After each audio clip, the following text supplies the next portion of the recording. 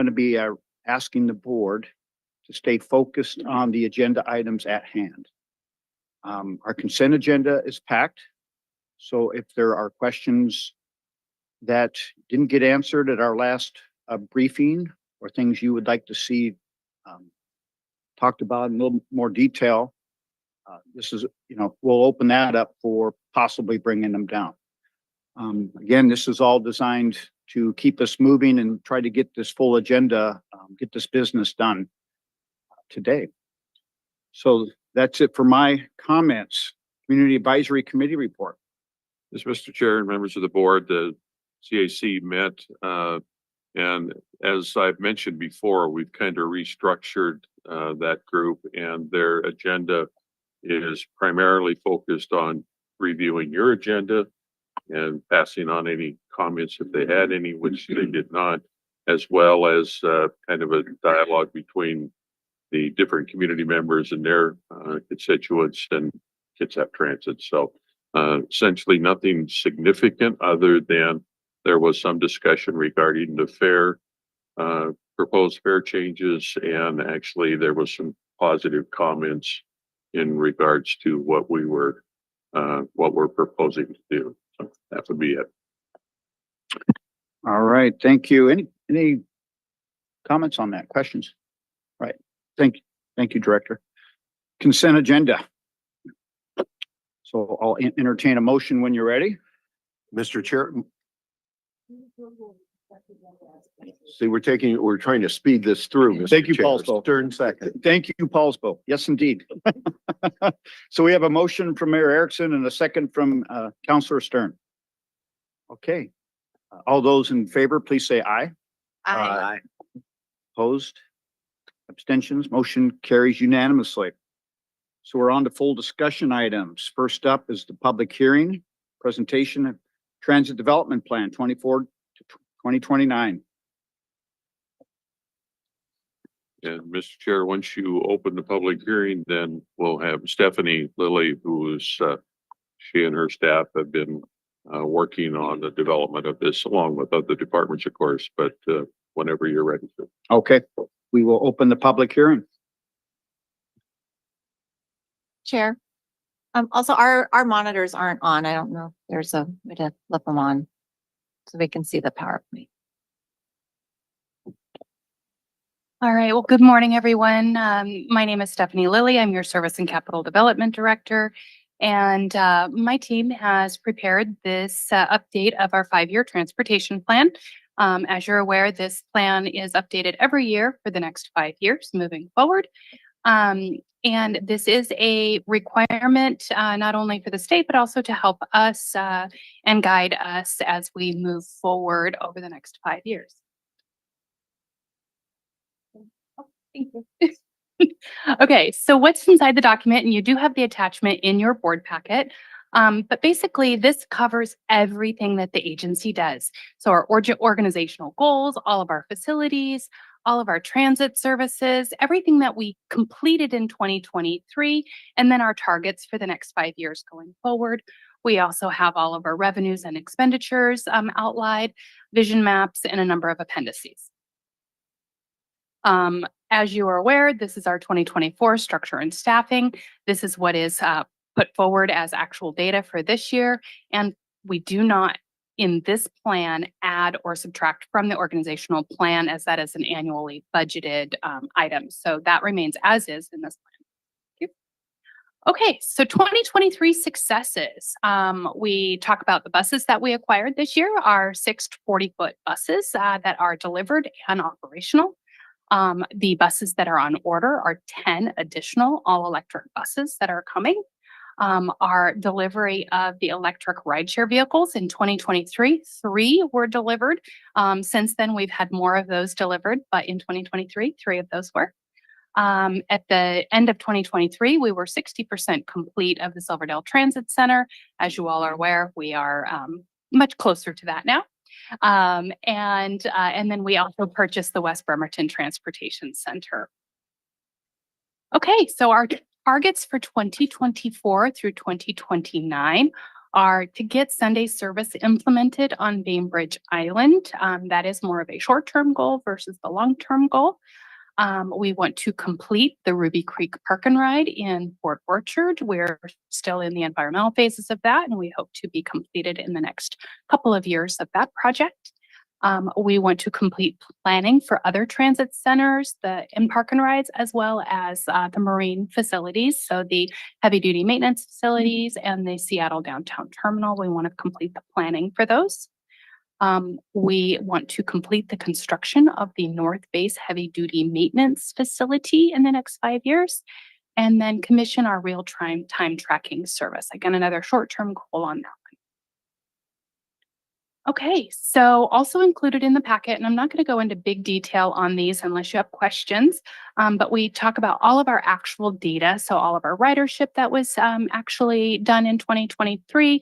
We talk about all of our projected operating data. So what we think our ridership projections are going to be, what we think our revenues and expenditures are going to be over the next 5 years.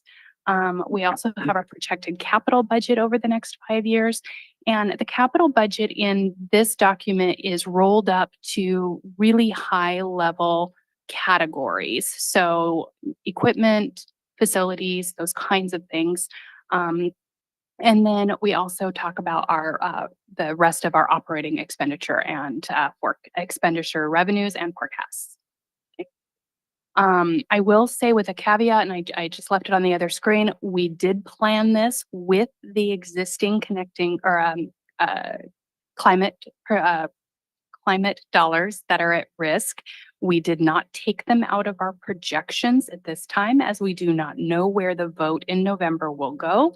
And so we may need to do a revision of this document if those funds are no longer going to be available to us.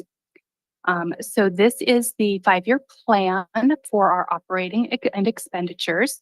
So basically, we're showing our revenues from approximately 102,000 in 2025 to 114,000 in 2029. And then with our expenses, millions, not thousands.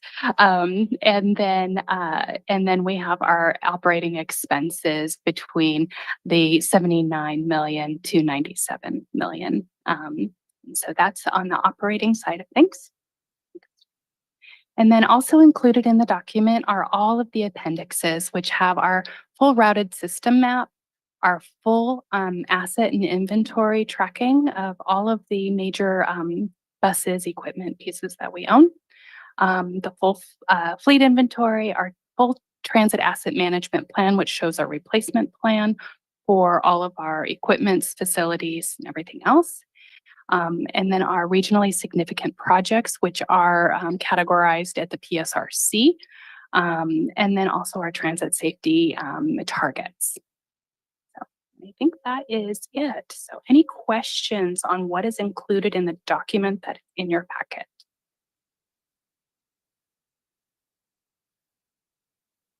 Yeah, so this is a time for during a public hearing where we can also ask the public to weigh in. So, Commissioner, would you like to ask now or maybe get some public input up? Okay, let's get public input on this, and then we can consider that while we're deliberating and asking questions. All right. So this is an opportunity for members of the public to make comments on the transportation plan. No one online and no one in the audience. All right, so we'll close the comment portion and I'll go to the board for deliberation and questions. So Commissioner Rolfes. Just a couple of technical questions. So the first is we have this map up here and it still shows the park and ride at Bond and 104.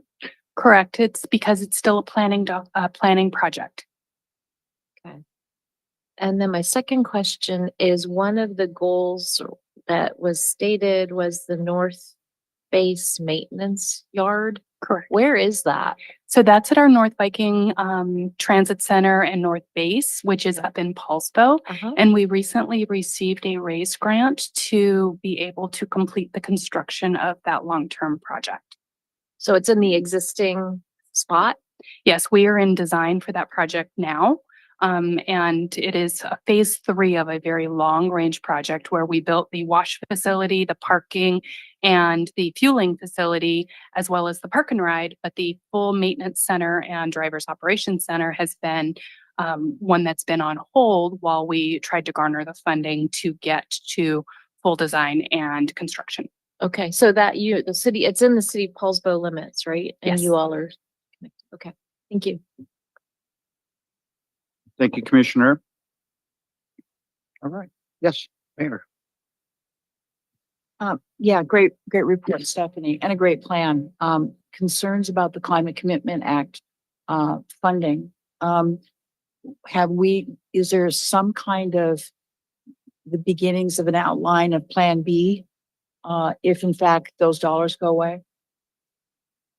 We have on a very high preliminary basis, not to the level of detail that we need to, but it's more of not trying to second guess the electric. So we're just putting that caveat in this document. This is a planning document, so it's not like panic, we got to make a change.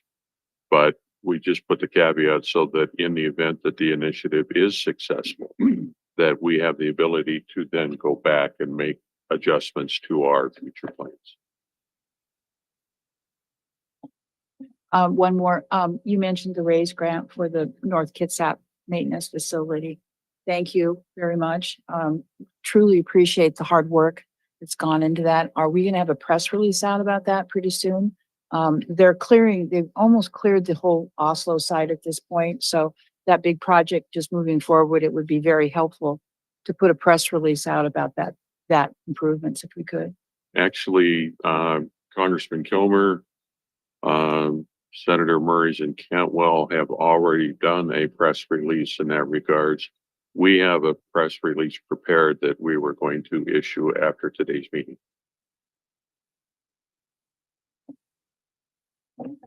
Thank you, Mr. Chair. Just to follow up on the mayor's clarifications for the North Center. It's been a dream to eventually have double-decker service, both for the Highway 305 corridor and the traffic, the limited footprint at the ferry terminal, for a host of reasons. The raise grant and what bearing might that have on down the road double-decker? This raise grant includes a little over $10 million for the construction of the project and $7 million for 5 double-decker vehicles. For the record, yay. For the record, that's why we want the press release out so we can talk about it. Thank you. Yes. Commissioner. I don't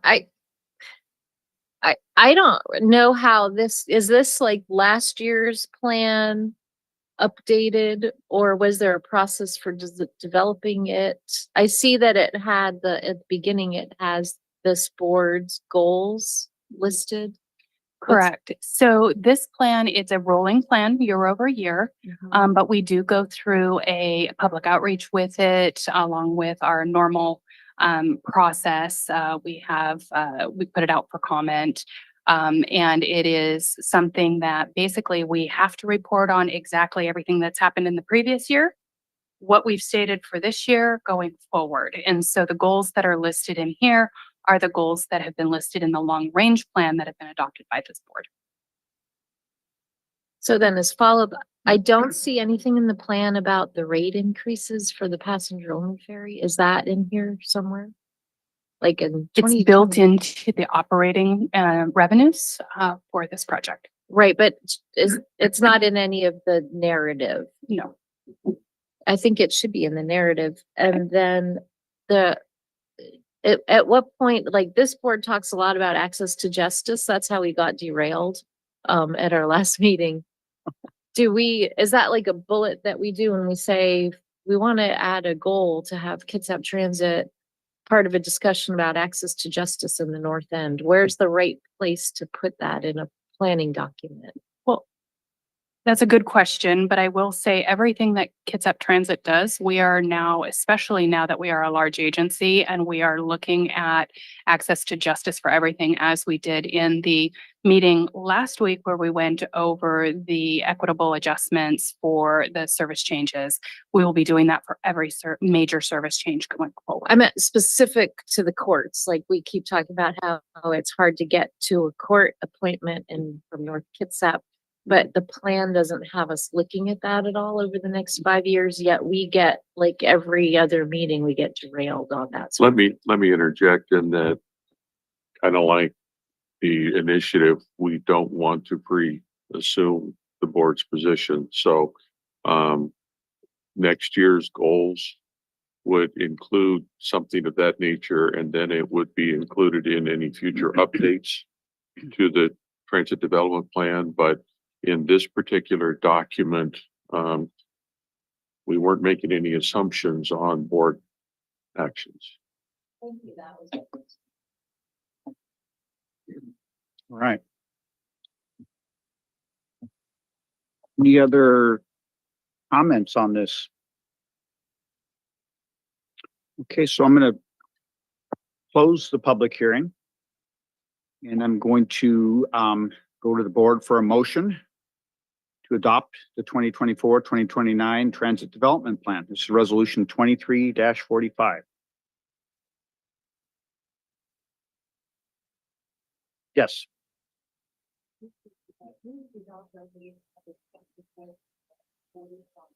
Oh.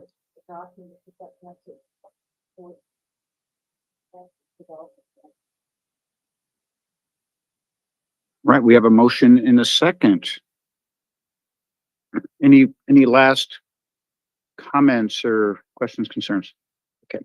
I Commissioner- know you told us not to talk, but Well, this is important. it is Um, important and yes, indeed. So we had a public hearing, nobody testified, and now we're approving it. It looks like a good plan. I think people are comfortable with the plan, 'cause it's basically the same plan updated. But I do have an edit, but there's no avenue for editing. And my edit is on page 17, where we spent a lot of time talking about the park and ride at Bond Road, and it Mhm. still has the language that says acquisition, design, and construction. And I don't believe construction is in our 5-year plan, and I'm not comfortable approving a plan that says that after I told the people of North Kitsap that the plan was not to construct it. I'd entertain a friendly motion. Yeah, can I amend it? I understand the goal. We don't want to get rid of that goal for the purpose that we are doing acquisition and design. I think it would be an amendment. You have a motion on the table, so you would propose it again. Okay, I propose to amend language on page 17 to remove the word, to remove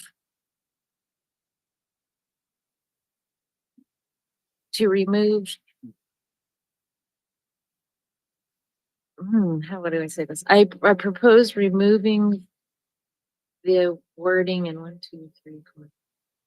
In the 8th bullet on page 17. After acquisition, remove the word design and construction. Commissioner, they're, Uh-huh. so they are trying to track the motion. Is your mic on? Yeah, Now we get it. Over. Yeah. I propose removing the words and construction on page 17 and the bullet under mobility related to Bond Road. However, making sure the grammar is correct after removing those words.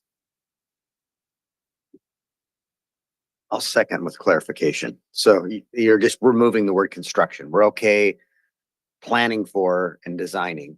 It just in this 5-year period, not constructing. Yes. All right, I'm willing to second that. All right. We have a motion, we have an amendment. Yeah, Would we call this a friendly amendment? It's an amendment. It's actually an amendment. Okay, we're voting on, I believe. All right, so we are going to vote on the amendment. I ask a clerk, just a question of Stephanie, John, is that causing any heartburn in the 5-year period? We're good to go. Thank you. Okay, No, it should not. okay. All right, thank you. Thank you, everybody. So all those in favor, please say aye. Aye. Opposed? Abstentions? Okay, the motion carries unanimously The amendment. with amendments. No, that was just the amendment we voted on. Now we have to vote on the main motion. Okay, thank you for that. All right, so the amendment passes. Let's go to the main motion.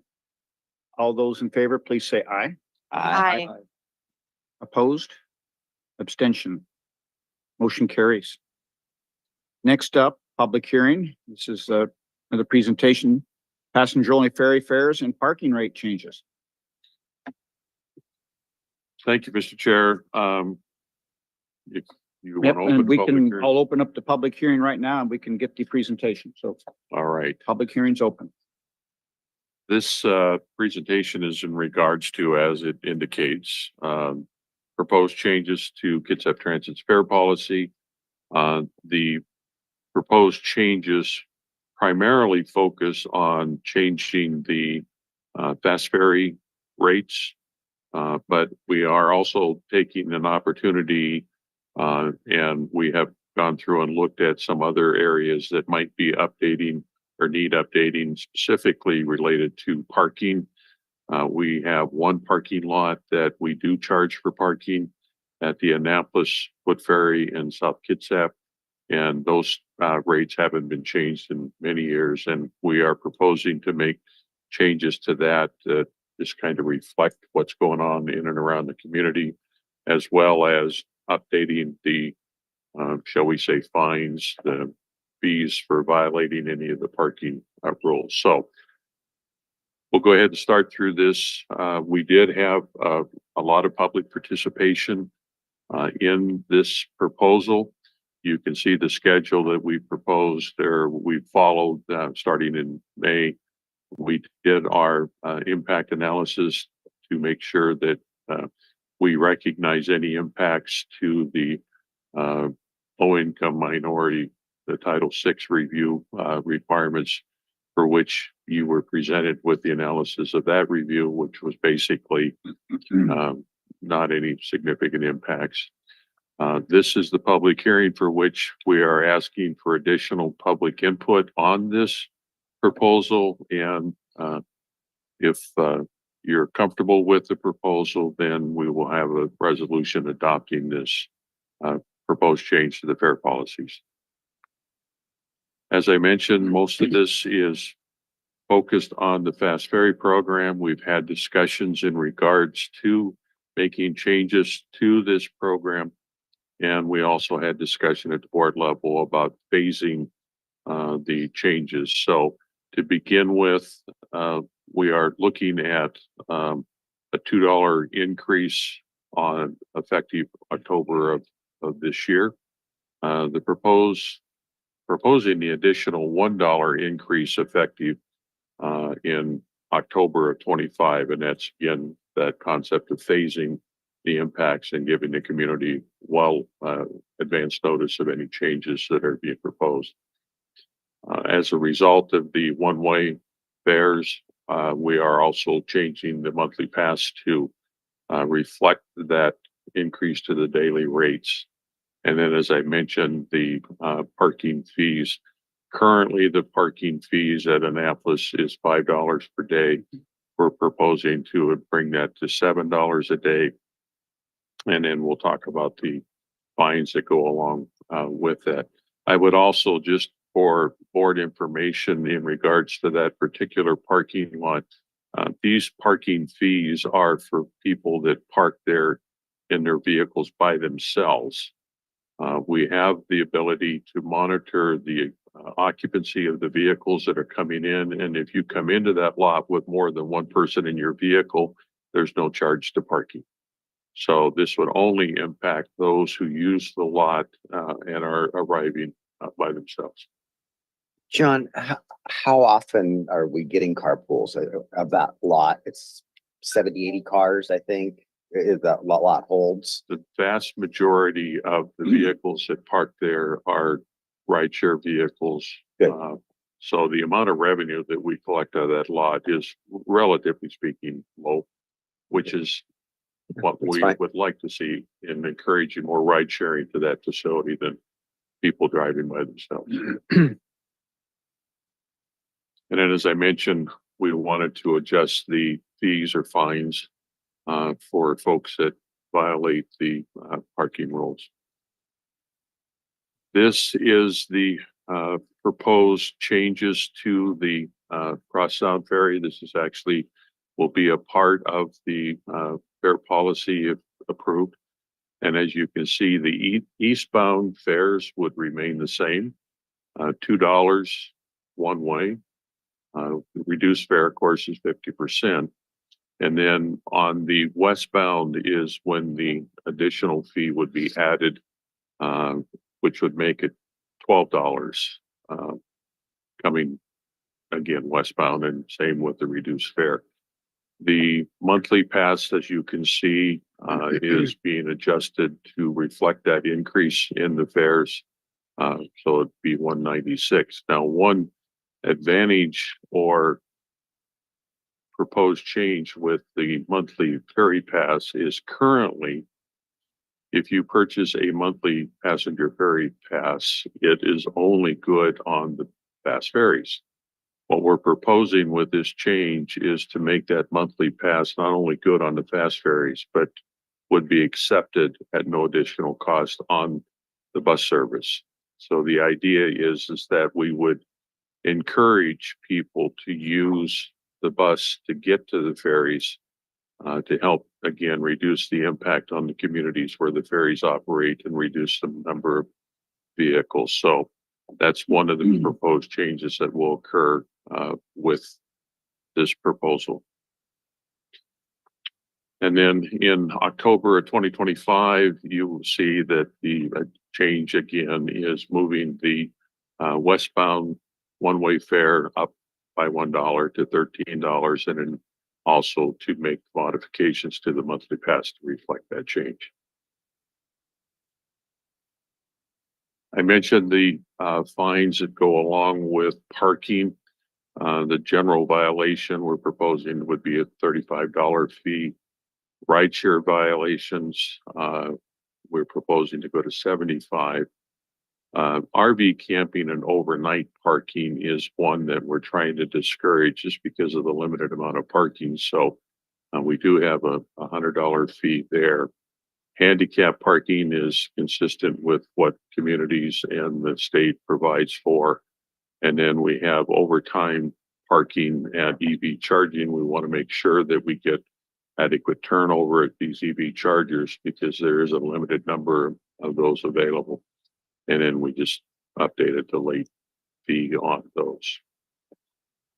So that is what's being proposed. I want to really emphasize it because there's been a little bit of confusion. We're not proposing any changes whatsoever to the bus side of the operation other than being able to accept the fast ferry passes at no additional charge on the bus. So I want to make sure that we're real clear on that the rates that we charge for the buses, there's going to be no change whatsoever to that. And then I would also share, just as part of the comments that we've received, we basically have received about 21 comments. 5 of the 21 have been negative, not really excited about the change. 10 have been neutral, and 6 have been in favor of the change. So I think a lot of what helps people is the fact that we're including the buses now with the monthly pass, that they see that as being an advantage. So that is in essence the presentation. Unless there's any questions, we can certainly open it for public comment at that point. Okay, so board, how about if I go to the public for comment and then we can consider John's comments and the public's comments. Okay. All right. So, Jackie, this is opportunity. If anybody's online wants to speak. Oh. Okay. Nobody in the audience either. So, is there any clarifying questions before we close public hearing? Okay, clarifying questions? Okay. I think Mayor Erickson, did you have your hand up? Yeah, Okay, I did. Our parking fees, violation fees are $30 if you get a parking ticket in Paulsville. And it's not working. Okay. I mean, $30 and then the judge writes it down to 15. And so, I mean, it's like, it's not working. So we're anticipating really kind of jacking up our parking fees, for violations. Is $35 enough? I'm asking the board, do you think $35 is enough? I Go just ahead. think, frankly, we don't have to go to court, though. John is the. You're not gonna write- Judge and the jury. You're not gonna write, but I'm seriously, is $35 enough? I'm not sure that that's a deterrent anymore. Fortunately, we don't write that many violation notices. So I believe that it will be. And as Mayor Futanzu pointed out, we don't have the same authority that you would as a city, and having that ability to go to court. People call us often with a violation notice, and we can, if you will, adjudicate it in-house without a lot of big deal. And we oftentimes do for the first one or two offenses. If it becomes a repeat offense, then of course we're not as tolerant, but I think it will work just fine in our situation. Because we've got a lot of scofflaw stuff going on in Paulsville right now. It just doesn't seem like it's enough money. And so, as I said, we're contemplating, of course, this will have to go to city council, says she looking down at her city council member, increasing those fees for violations. The question I have is, how often do people violate it? And do you have repeat offenders? I mean, are the lots really full for other uses, et cetera? Are you having that problem? No, as I mentioned, the Annapolis lot is one that we charge and we do enforce that, but the majority of it is rideshare vehicles, if you will, or carpooling. So there really isn't an opportunity to offend. We probably write more tickets at Harborside for folks that are, we have an arrangement. For example, the Hampton Inn Hotel, their parking is actually Kitsap Transit's parking. And we lease it to the hotel, and we have an arrangement with the hotel that they provide their guests with a placard that they put on their dash. But occasionally there might be someone who isn't allowed to park that parks.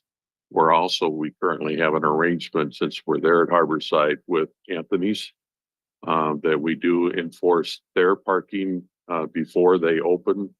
And we probably, if you will, write more of those there than anywhere else, but it's not a high volume issue. The person that we use that does the enforcement is kind of a part-time piece of their regular duties. So I think it would be fine. I just want to make sure that it's not a problem.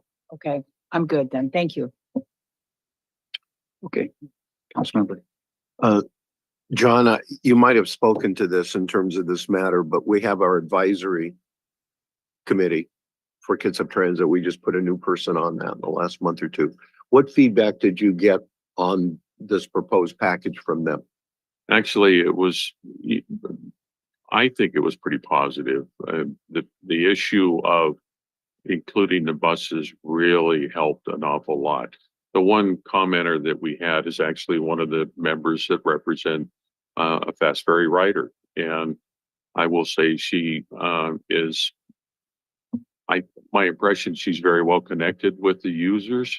So she had some input from others, but it was generally very positive, and they see the advantage in the future, especially this particular member rides our southward ferry. And with some of the changes that are being proposed that will impact the parking availability at the terminal itself, they see this as a huge win, because they would then be able to park at the Harper Park and Ride for free. ride the bus down to the ferry for free and then get onto the boat, which would alleviate their current situation where they're paying for parking at the terminal. So it was more of a positive response. Mr. Chair, in light of the dearth of public comment, at least this morning, that's important reference public comment to include in the record, I would think. All right. So we're actually still under the public hearing portion of this. So I'll, any other clarifying questions on the presentation? Okay. I'm going to close the public hearing and go to the board for a motion to, for resolution number 2446 to adopt Kitsap Transit Fare Policy. Yes. I move to approve resolution 2446, approving the implementation of the attached Kitsap Transit Fare Policy structure, including routine clarification and increases to the cross-sound passenger-only ferry fares and increase of daily parking fees and fines. And second, All right. We have a motion and a second. And any other comments or questions? Okay, and Jackie, you've got the maker of the motion in the second, right? Okay. All those in favor, please say aye. aye. Opposed? Abstentions? Motion carries unanimously. All right, we're on to resolution 2447. Mr. Chair, if we may, could we pause the agenda briefly and recognize our operators of the month? Sure.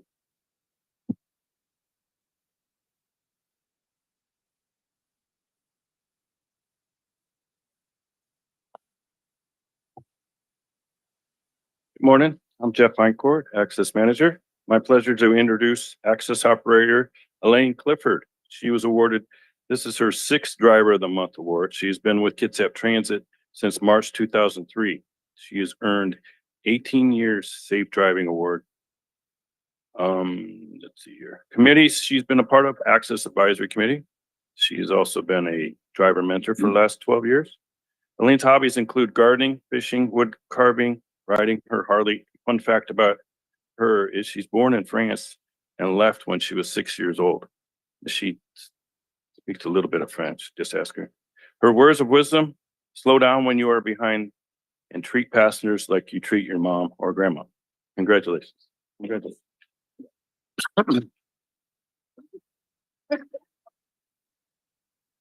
Well, I don't know if I have any real big words of wisdom, but it's been a nice ride here at Transit. And when I became a widow 3.5 years ago, they treated me excellent. They did me really good. So I'm going to stick around for 5 or 6 more years at least and then retire, I think. Thank you.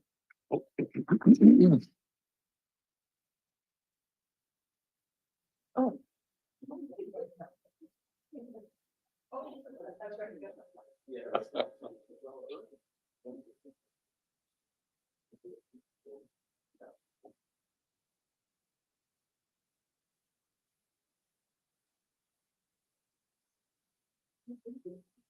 Elaine. You gotta walk the line.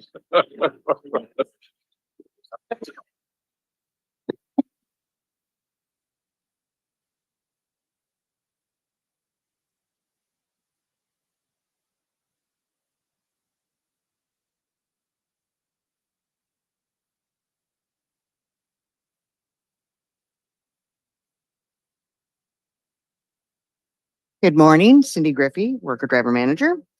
Our driver of the month for May of 2024 is Matt DeMeyers. Matt began driving in September of 2022, and this is his first Worker Driver of the month. His most memorable moment so far was his first day driving in Revenue Service when he had an event with a deer on his very first day. Matt's hobbies are anything dangerous, like flying a plane, diving, skydiving, etc. He once moved to Honduras on a whim to teach diving. Matt's words of wisdom are to be friendly, and he is a pleasure to work with. He is a stormwater program manager, environmental engineer.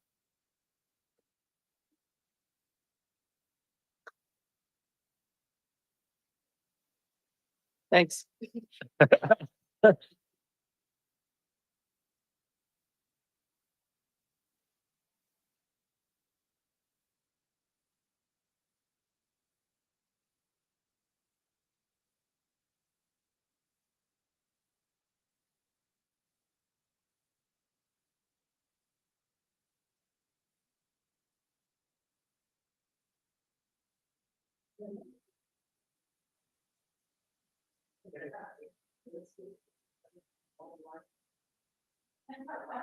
I left the next day.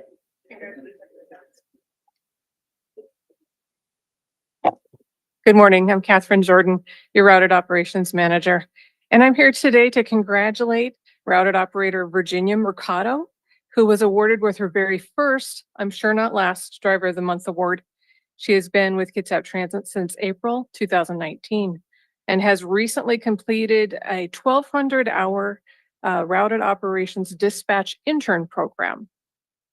Virginia has been awarded 16 Way to Go awards, 1 Co-Pilot Distinguished Driver Award, and has been on the honor roll 17 times in her career at Kitsap Transit, and has recently earned her 3-year Safe Driving Award. Her most memorable moment at Kitsap Transit was passing her commercial driver's license test. Virginia's professional goal is to be able to retire in 20 years. And her words of wisdom to fellow drivers are look ahead, look around, leave room and communicate, and be safe.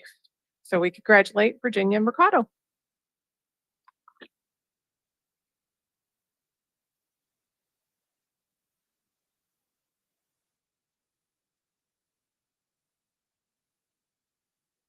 We are ready to resume. Yes. Next was the resolution 2447 board contract for Lions Engines.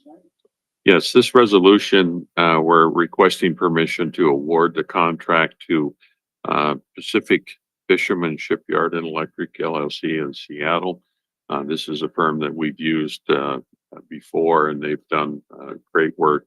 This is in essence providing the opportunity to swing the engines on the MV Reliance. This is a facility that's located in Lake Union. They have a dry dock facility, and basically it's a function that we need to do on our, I guess I could say, regular basis. We monitor the number of hours on the engines, and when they reach that point where we believe it's makes more sense to essentially rebuild them than wait for a failure. So basically, we've gone to bid. This is the company that was a successful bidder on that, and we're asking for permission to award. Any comments or clarifying questions before I ask for a motion? Yes. All right. If there are any questions? Go ahead. All right, I move to adopt resolution 2447, authorizing staff to award a contract KT 24908 MV Reliance main engine replacement to PFI Shipyard and Electric LLC in the amount of $159,020. Second. We have a motion and a second. When Yes. I glanced at the agenda, I immediately thought we were buying some sort of a contraction to swing engines. So when I read the packet, I was much relieved. Good. All right. Any other comments, questions on this motion? All right, seeing none. All those in favor, please say aye. Aye. Opposed? Abstentions? Motion carries unanimously. Next up, resolution 2448. Mr. Chair, I'm going to put Mr. Shenners on the spot and ask if you would like to present this. This is an effort that Paul and his team have been going through to evaluate software upgrades to our payroll software. It's been a rather extensive review on their part, and I think they've done an excellent job. And I'd just like to ask Paul to go ahead and present, if you would. Good morning, Paul Shenners, Finance Director. Thank you, John. So we submitted or solicited for requests for proposals for payroll and benefits administration. We had 6 respondents. The review was primarily based on payroll benefits administration, but we also looked at all aspects of HR and HR functionality. And then we also included time and attendance and scheduling. Of those, after reviewing there were 6 respondents. We asked 4 of those to return and demonstrate their solution. Based upon that demonstration, we asked 3 of them to submit a final best and final offer. And based upon the scoring of all 3, I guess, phases, it was for the technical proposal, the demonstration, and their best and final offer. Staff is recommended as a panel of 5. Staff is recommending the award to UKG for a contract of 5 years, a service agreement for 5 years, with additional 2 years, with one option of additional 2 years. The 5-year service agreement would be fixed pricing. And then the 2 years, there would be a moderate increase of 4% in each of those 2 years. It did come in a little bit above budget, but there's a couple reasons for that. The amount that we're asking the board to authorize, and these are annual amounts, is $162,270. The budget for operations was $120,000. There were a couple of reasons that independent cost estimate was a bit low. One, when I developed I was developing that just for payroll and administration. And I felt it was comfortably above our current payroll software provider. And we also included both the time and attendance, which is a independent third party now will be in this software. And then we're also added scheduling within that. Conversely, we had budgeted $100,000 in the capital budget for implementation, and that came in significantly lower, just approximately $29,000. So again, we're recommending award of the service agreement. It's not the cheapest, but we believe it's the best value to accommodate a workforce of over 500 employees and the complexities of several CBAs and their related work rules, particularly the Washington paid sick leave, which has been a big issue for us. And we found a solution that can automatically separate and calculate that. And there was only one of the 6 providers that could do that, and UKG was one of them. I believe that is, I touched on everything. All right. Thank you, Paul. Mayor Erickson. Payroll is like the toughest thing when you're dealing with multiple collective bargaining agreements. It's very, very hard to implement the work rules. And payroll is just complicated in government. I mean, I have a long history in finance and accounting. And when I got into the city and I watched the payroll process, I was just stunned at the complexity of it. And the problem with payroll is they never tell you when you overpay them. They only tell you when you underpay them. So I totally agree with this, Paul. My one question is you're going to keep it as vanilla as you possibly can. The problem you get with any software packages was when you start doing modifications because of business practices. The business practices X, Y, and Z, so you want to mod for the software. So when the software is modified, then they can't do any updates to the package unless it's really complicated. So you're going to try to keep this as vanilla as possible, correct? Yes, we are. And the one, if I could add on to that, one of the biggest benefits of UKG is they seem to be pretty responsive in terms of if there's issues that they could actually go in and I guess accommodate our need. Yeah, Where well- the other ones just said flat out, we can't do it. They're responsive now, but Yeah, Oh, yes, you know, of course, right. Good, okay. good comment. Yeah, they're responsive now, but just make sure that, you try to keep it as vanilla as you possibly can. So when you modify the software because of your business practices, I'm telling you, when the upgrades come, then you have help. Okay, so just heads up. Thank you. But Good thank you. advice. Yep, thank you. All right. Any other kind of clarifying comments? Mr. Chair, if I may, I'd like to just add a couple comments. I think Paul is a little modest in his review of this. It was quite a task to go through and do all this evaluation. And also, the fact that we found they found a software package that, as Mayor Erickson pointed out, the complexities of payroll is huge, especially, we have 3 different collective bargaining agreements, but even within those bargaining agreements, we have unique portions of it that are specific to certain, like dispatchers versus bus drivers as an example.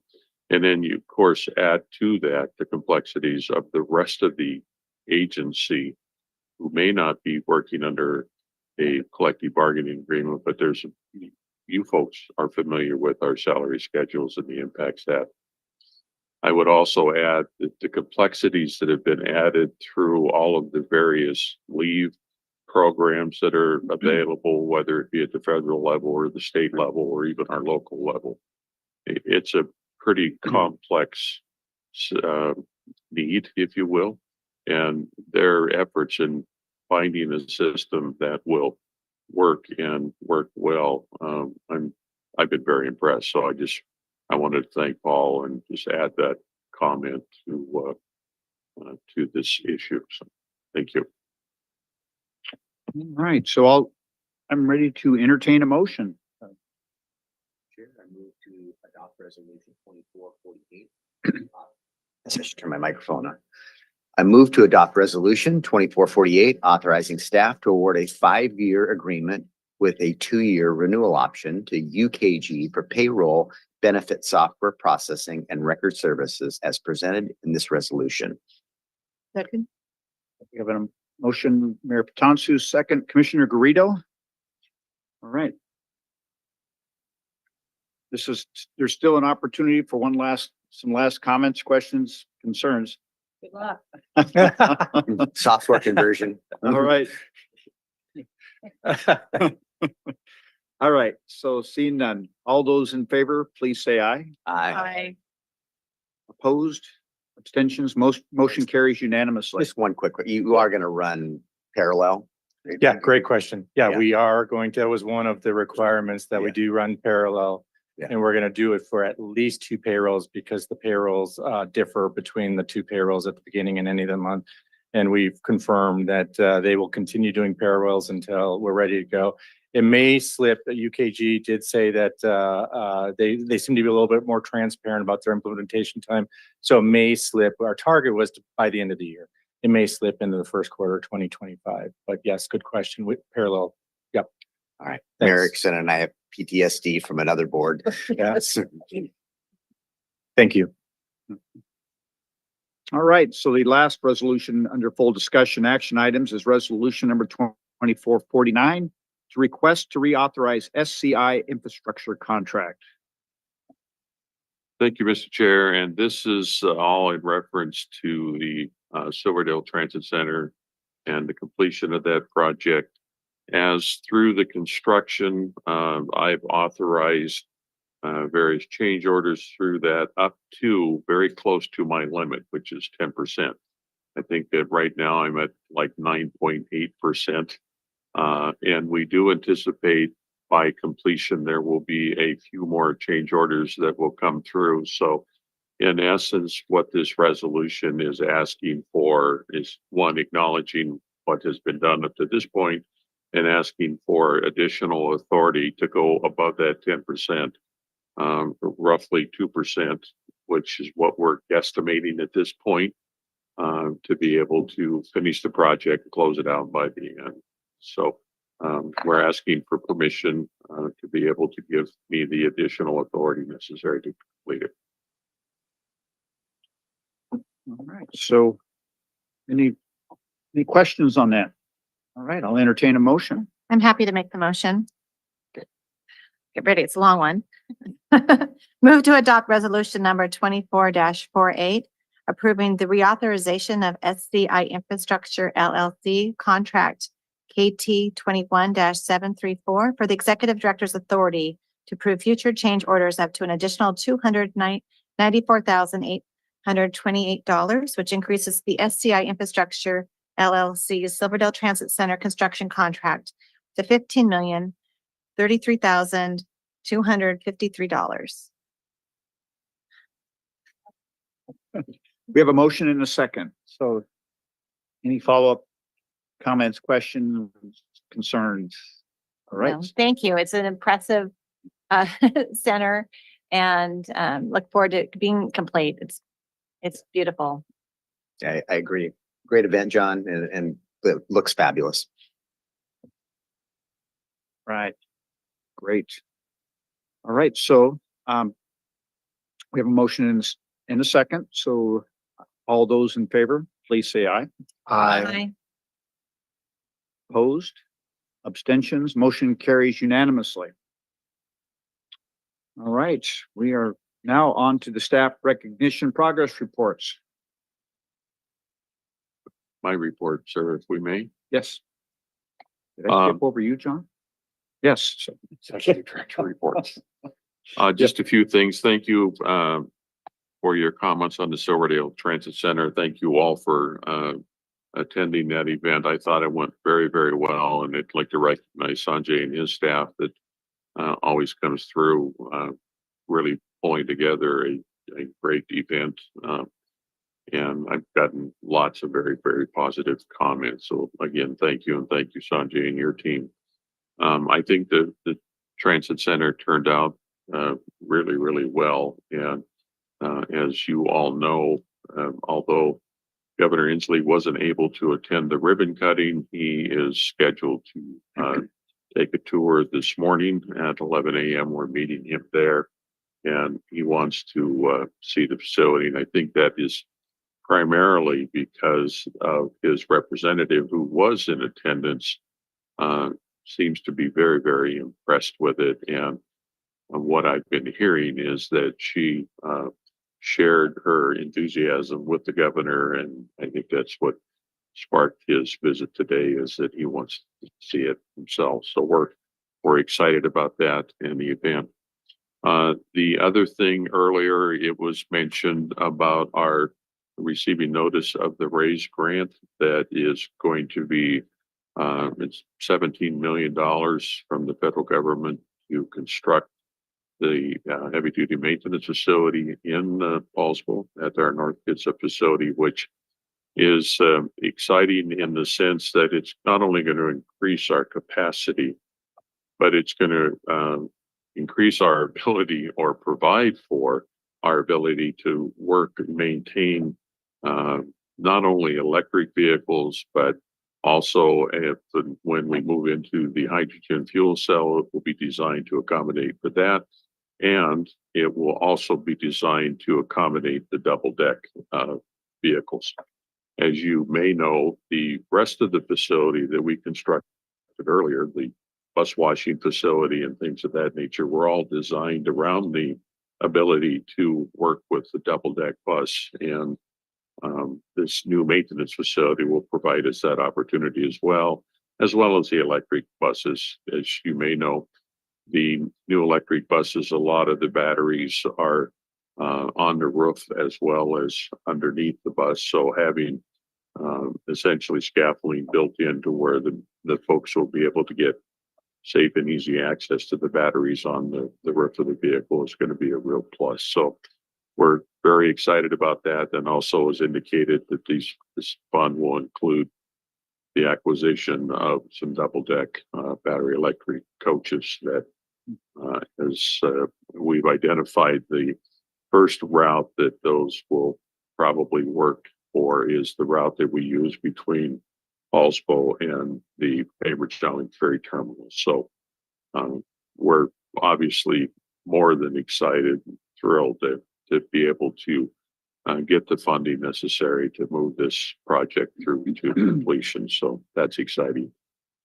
Equally as exciting is that we also received notice from PSRC over the funding that we're receiving from the Federal Transit Administration for additional acquisition of more buses, which is going to be an additional 13 million, just over 13 million for that, as well as another 4.2 million for our passenger ferry preventative maintenance program. So we're thrilled on obviously both of those notifications. So we're going to be busy, and we're waiting on the answers on some additional grant funding that we have requests in for. So stay tuned. I hope I have more positive things to share with the board soon. The other thing that I wanted to bring up, and I brought this up earlier, is that we're now at the point where our new electric buses are being built at the Gillick factory in the Bay Area. And we have an opportunity to visit the factory and actually see the construction or the making of a new electric bus along with the facility itself. So I just wanted to extend that. If you haven't gone, I would encourage you. If you have, it's up to you, but we have the opportunity to schedule a tour of the factory, which would include observing the buses being constructed. Right now, we're targeting the October 23rd through the 25th. Basically, we would anticipate flying down on Wednesday, touring the factory the next day on Thursday, and flying back that Thursday evening. So it would be a relatively quick trip down. But I think you talk to some of your fellow board members who have gone through that facility. Commissioner Garrido, I know, is one that it's very impressive to see, not to mention increasing the understanding of the complexities of what goes into building these buses and the quality that this particular bus manufacturer provides. So although it's tough to sometimes understand why one of these buses cost $1 million, I think it helps you understand once you've been able to see the manufacturing of these vehicles. So I just wanted to extend that invitation. If anyone's interested, please let me know, and we'll schedule, make arrangements for that tour. And I also, just with closing, I want to thank the board. I know this was a busy agenda and you folks got through it in record time. Thank you very much. We are trying to make sure that we get all the business completed that we need to be able to go for the month of August without having access to you and your approvals. So thank you. We do plan on having the second meeting this month, and there will be for sure one and maybe two resolutions that will be at that second meeting. One in particular is we've been having a challenge with one of our bid processes over the rebuilding of some engines, and we've had to reject and go back out to bid twice. And we're hoping the third time is the charm. And we're hoping to at least bring that one back to you, because that is fairly time sensitive, because that has to do with rebuilding some engines for our ferry fleet. So with that, thank you, and certainly open any questions. Mayor Erickson. First of all, John, thank you. I know Mr. Stern has been championing the double-decker buses for some time, and I was trying to figure out when they first came up in our conversation. I think it's been about a decade ago. And I want to just explain to the general public why the double-decker buses are so important. It's not a novelty. The problem is space at the Bainbridge Island Ferry Terminal. And if you've ever watched the commutes when the big boats land and the people pour out, and how the buses have to jockey around in that really small space, it's tough. And those double-decker buses will allow much greater capacity at that terminal in a smaller space. And so this is really, really good news for the commuters from Paulsbo to Bainbridge that ride that 90, or what is it, 390, whatever, the 90 routes back and forth on 305 to get these buses. And yeah, they're really cool and they're fun, but most important part is we can add capacity to our commuter runs when we have a very small footprint. And so Thank you very much, John. This is really good news. Thank you. Let me add to that just a bit of clarification. We actually spent quite a bit of time trying to look at what would be the high capacity transit vehicle of our future. And we look, essentially, you either have the articulated buses, the ones that bend in the middle, or the double deck buses. And as Mayor Erickson pointed out, the property that we own next to the Bainbridge Terminal during the peak commute ferries is essentially totally filled with buses. And for us to bring in an articulated bus, we would have to kick 2 buses out to provide the parking space. We didn't gain anything. So by using a double deck bus, we're able to double the capacity of a vehicle and use the same parking footprint that we have at the terminal. The other thing that is nice is that, now certainly pre-COVID, there were certain sailings in the morning where we had 4 to 6 of our full-size buses running that particular route to 1 sailing.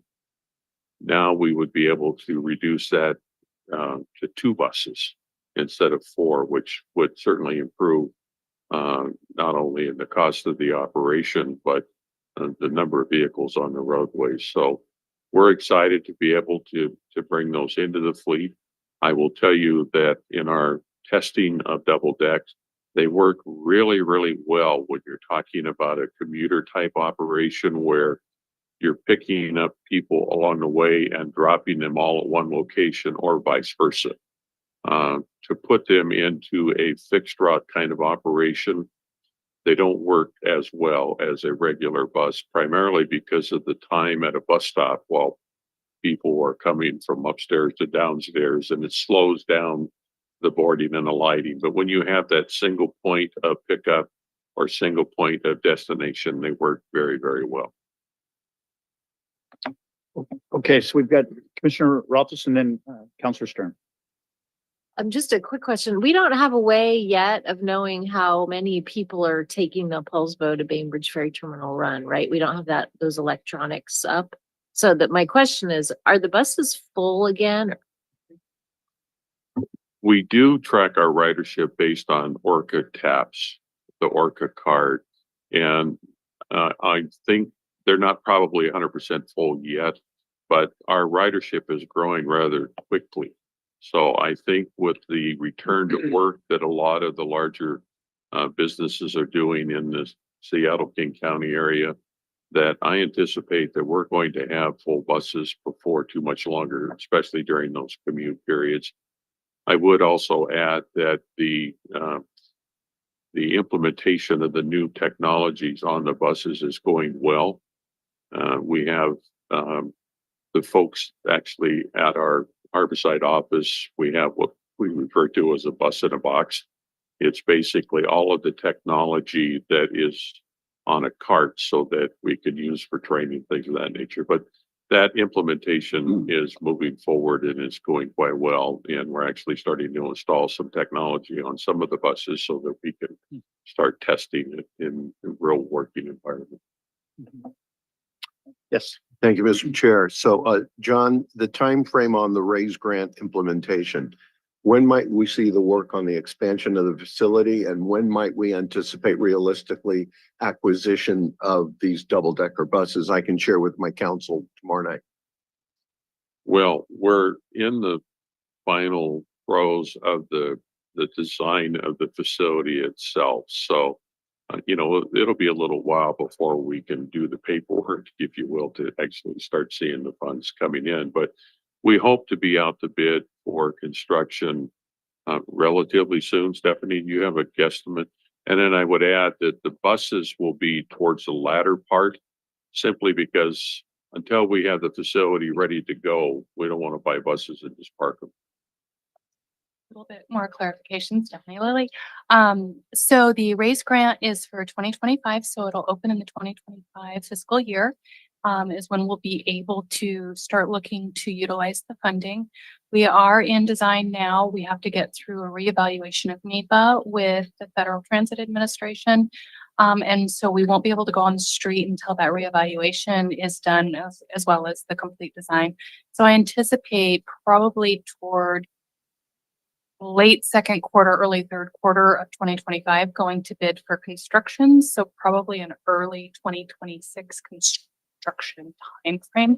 And then depending on the timeline for ordering of the buses, we would work basically backwards from completion of the facility, and then get the buses ordered so they'd be delivered shortly after completion of the facility. I would imagine Alexander is starting to build quite a order.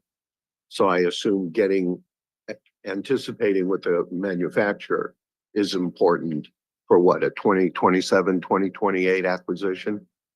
We would work with them, like with Gillick as an example, there's an 18-month lead between order and delivery. So we would certainly factor that into our decision as to when to make the acquisition.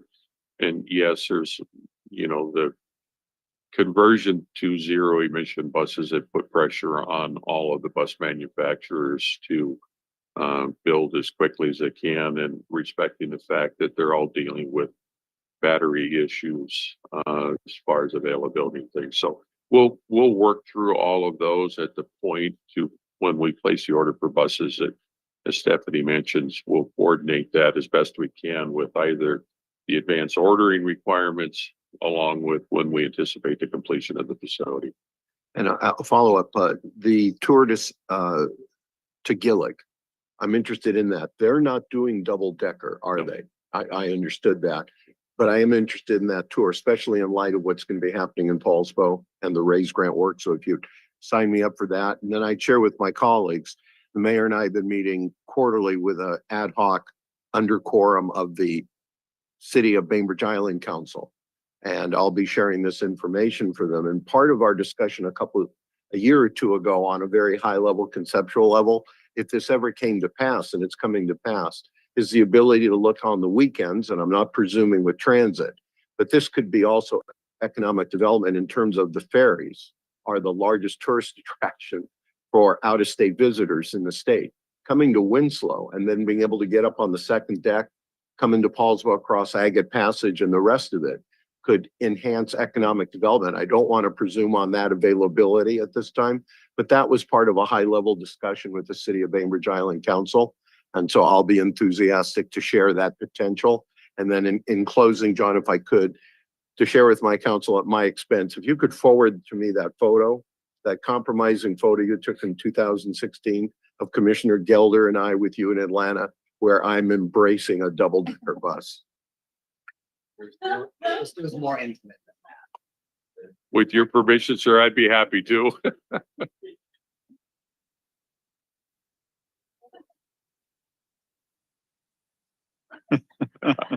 I was just advised by my attorney, I do need to keep the negative. All right. So we're going to wrap up the executive director's report portion here. We've already recognized our drivers of the month. The progress reports look self-explanatory. Of course. On the progress reports, the report from Dylan, our lobbyist, he talks about the retail delivery fee. We internally in the city have been talking about this for some time. I was thinking about increasing license tabs for the vehicles that are doing the online delivery, but this is equally as good. What I want to do is, was Dylan going to come and talk to us pretty soon before the legislature? I mean, or should I write him a letter? I mean, the whole point of this is this money should go to the Transportation Improvement Board, the TIB, and it should be allocated to neighborhood streets, or our neighborhood streets are getting beat up by these large delivery trucks. They don't have the lever of overlay, the amount of asphalt on the big arterials, but the neighborhood streets aren't built the same way. And when you get FedEx and Amazon and especially the electric ones, which are so heavy, going where our neighborhood streets are just getting beat up. And so the wear is incredible. It would be really nice if this money went to the TIB to direct it towards the neighborhood streets. I was just wanted to get that on the record and tell Dylan that, please do your magic and have it directed in the right way if it's possible.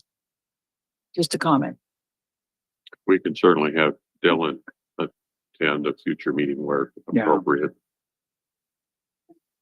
Yeah, no, that's good discussion and more study is needed on that one. I would add also, Mr. Chair, if I may, that depending upon what happens with this initiative this fall, if that initiative is successful, I think the legislature is going to be looking under every couch cushion that they can to try to fill various potential shortfalls. So I just put that out as a caveat. That could be a game changer as we move forward with transportation funding in general. The delivery fees and the whole idea behind, door service like that. If we look at the efficiencies we've gained, especially consumers, shoppers, where rather than having 20 households put a car on the road to shop, all of a sudden we gain the efficiency of one vehicle doing transporting goods. And so I'm not even sure I support this legislation. And so I would really need more study, and because currently I do not. So I think we'd have a pretty robust conversation if we're going to decide how to allocate funds, but I think it's, as far as a conversation with us as board members and Dylan, but we need to, just approach it with open minds. Yeah. Yep. All right. We are, any other comments or questions under the reports? Commissioner? I just have an observation that I wanted to make. Thank you. It's not only this board, but it's all of the regional boards that we serve on. And in the county, when we have public hearings, we do not have a robust participation of public as Right. we saw today. And I wanted to say that I really appreciate the outreach that Kitsap Transit does in the community prior to having a plan. So the work that you did when you were doing the rerouting options, the way that riders were contacted and responded directly, and we got feedback on that, and you responded appropriately that way. I just want to acknowledge the work that goes in on the front end of getting the public comment, because we can't count on this old-fashioned public hearing construct anymore to get meaningful input. So thank you, John, and your team for the work that you do. Thank you. So let's go to public comment, and then we're going to have a good of the order where we can, then we could bring, but we have, and me included. So, but let's get public comment. I'm gonna look at Jackie if anybody's online. Nobody in the audience I see. We gave that opportunity. This is a great time. We have time. We did well getting us to 9:49. So for the good of the order. Excellent leadership. Oh, well, I appreciate that. I was trying to be a little kinder than that, but, this is opportunity for good of the order. I have one, 2 weeks from tomorrow. I hope I got everyone an invite. John Clausen, long before he was the executive director here, began his service served our Port Orchard as a city council member for 41 years. And at 2 p.m. on the 17th in front of the Port Orchard Library, we're going to unveil a monument to honor John's 41 years of service. And I hope to see you all there, maybe have a kind word or two to say about John, or maybe an unkind word. So, but transit staff, you're more than welcome to come too. The 17th, 2 weeks from tomorrow, 2 p.m. in front of the library, and just try to get there a little bit early. While construction downtown, parking can be a little bit challenging. Maybe you want to take the boat over. I don't know. The nice walk. All right, thank you. So looking down the aisle here, down the row, anybody else have any? Okay. Seeing no more comments, this meeting is adjourned.